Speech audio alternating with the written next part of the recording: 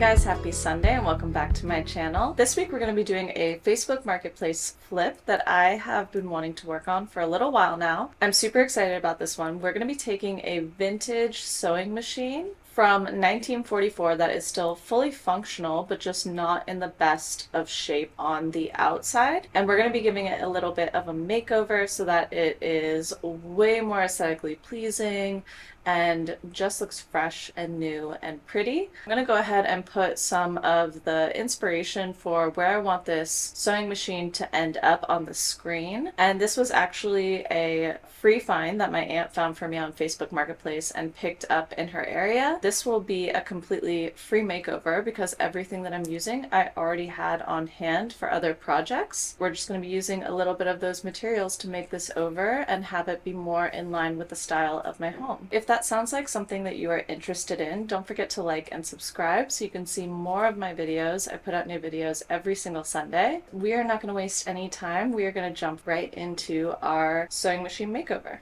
So here is the sewing machine, and as you can see, it is in a little bit of rough shape. We have like some chipping of the paint in a bunch of different areas, but structurally it's totally fine, and the sewing machine inside is also totally fine. What I want to do is I want to work with some colors that we already have in our home to just kind of revamp this and update it and make it look fresh and new, with the vintage elements still being preserved and the beauty of the sewing machine still the focal point. I want to upcycle the outside of this, but as far as the inside, because this part here does lift up, I would like to leave that as is. It's a little bit chippy inside with the black paint, but I think that's really pretty, and I like the aging in there, and it's not like peeling when you touch it, so I'm going to leave that, and then I could always change it later on. And we're just going to focus on the outside of this. So what I would like to do is, for this part right here that has this trim going on, I want to put some wallpaper inside of this, peel and stick wallpaper, to make it kind of like a little framed moment. And so I found this, which is like dark green embossed floral, and it actually is textured. The floral pieces are raised, and then this part over here has kind of like a cross-hatching feeling to it. And this is peel and stick wallpaper that I got off of Amazon.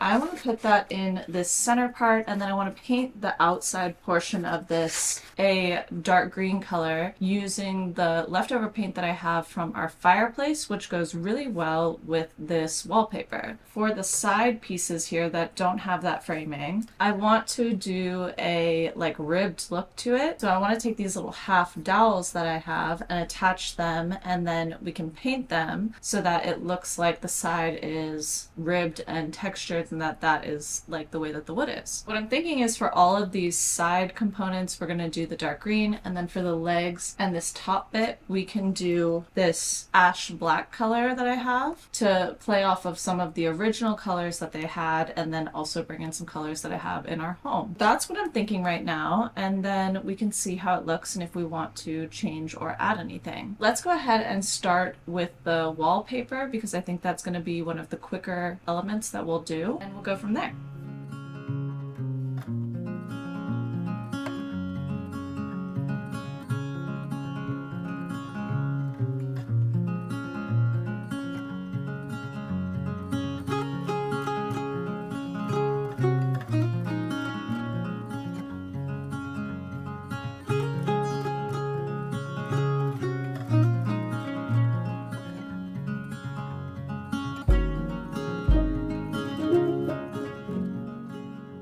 Okay, so while our green paint is drying, we're going to work on the sides that are going to have that ribbed look. To do that, I have these dowels, and I'll link all of this for you guys below in the description box if you're interested in using any of this for a project like this or any other project. What we're going to do is measure them to be the proper length for the side. I'm going to use my little miter shears to just cut them at a straight line so that we can attach them to our side, and then we'll paint it all. So to attach these, you could do do a lot of things. You could use a brad nailer, you could use wood glue. Honestly, you could even really hot glue it if you wanted to. What I'm going to do, typically I would use wood glue and some little nails, but today I'm going to do something a little bit different. And I'm going to use this. This stuff is crazy. If you've never used this, this is the most intense super glue that I have ever seen in my life. It will literally attach anything to anything and it will never come off. I'm going to use a little bit of this glue to attach it. That way I don't have to wait as long and I can have it be equally as secure as wood glue. Obviously, if you were doing something structural, you want to use wood glue because you want it to last really long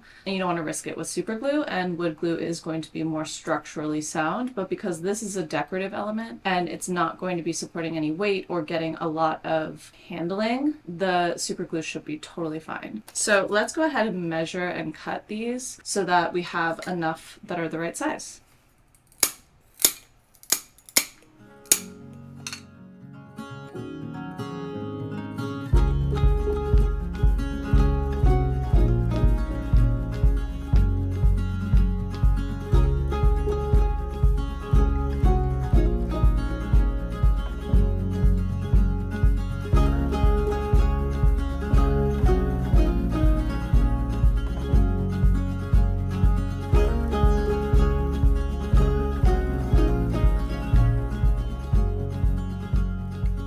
So it is the next day. I let all of this dry overnight as well as the green paint that we did, and I put a second coat on it. That way it's good for us to be able to paint this ribbing and to put our wallpaper on so the paint is like fully set. This is what the ribbing is looking like. We have it on all three sides back here, and then the front is going to be the focal point with the wallpaper. I think it's looking really, really good. I love the texture that it's adding to the sewing machine, and I think it's going to look really nice when we have it all painted. What I want to do next is to sand off some of this chippy paint and some of the rougher spots in the wood up here, and then we'll be able to put our wallpaper on and start painting everything. Okay, so to sand off all of the chippy bits, because there's a lot of detail in this, I would say to either do this by hand sanding or with a detail sander. So what I'm going to do, I'm actually going to use this, which is Nala's nail Dremel. We don't cut our nails at home anymore. It's just like too stressful. So I don't even use this on her anymore. And this is literally just sandpaper at the top. And so I'm going to use this to get into all of these little nooks and sand everything down.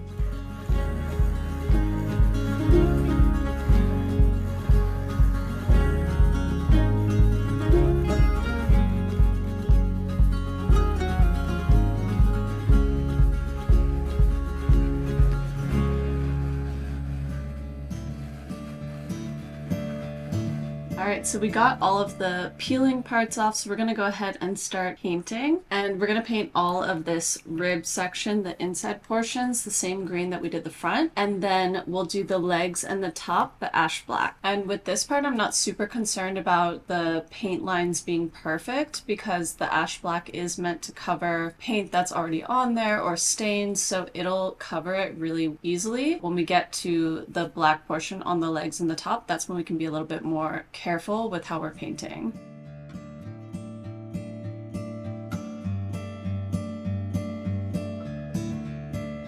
Okay, I feel like this is gonna look really good. I know right now it's kind of hard to tell with the red, it kind of gives Christmas, but I think when we cover that, it's gonna look really nice.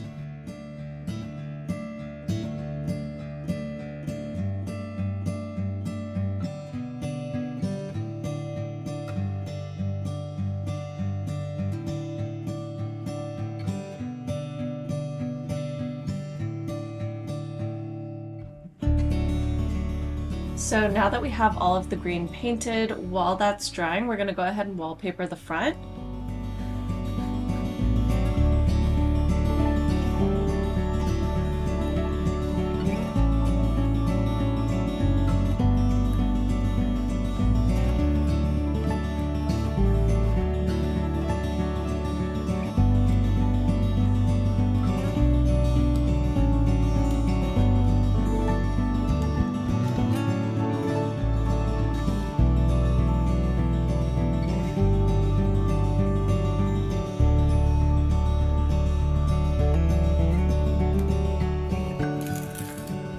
So here is the wallpaper in, and I think it's so beautiful. I love how it just ties everything together. And something that I really like doing is using leftover paint that I have either samples or leftover in a gallon that I've used in other spaces in the house. And I like doing that for a couple of reasons. First, because it saves money, and so it's way more budget friendly to do projects with materials that you already have. But the second reason is that it also really helps to tie your spaces together. So when you have little pieces in each room that pull from other rooms in your house, it makes it a lot more cohesive and thought out and intentional. By having this have the green from the fireplace, and the painting above our TV also has that green, and then the ash black we have in our bedroom, it really kind of makes our spaces flow a lot better, feel like it's one design, if that makes sense. So that's something that I really like to do. And so I think this is going to look really beautiful in our living room space, which is where I plan to put this. In our living room space, which is where I plan to put this. The next thing we're going to do is go ahead and paint all of the remaining wood that ash black color.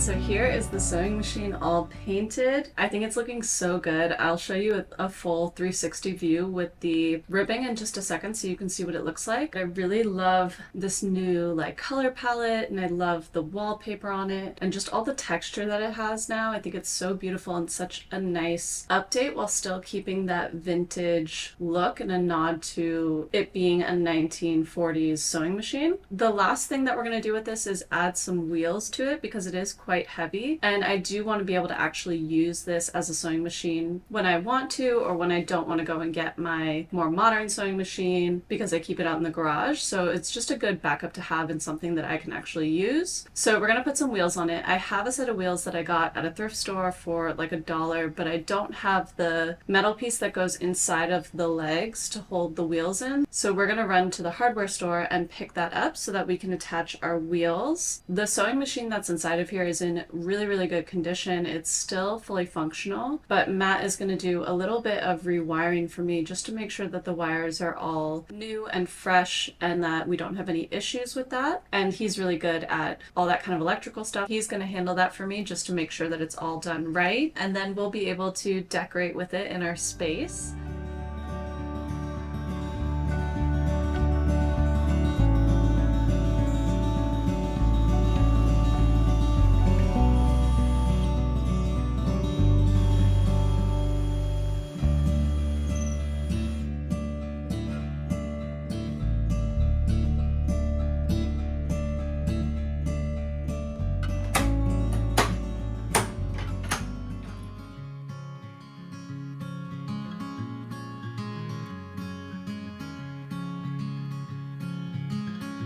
Later on in the night, when the crowds have gone, we could talk under moonlight till dawn.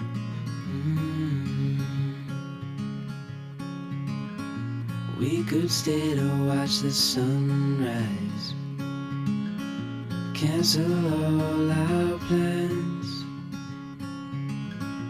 We don't need a reason why we just can't.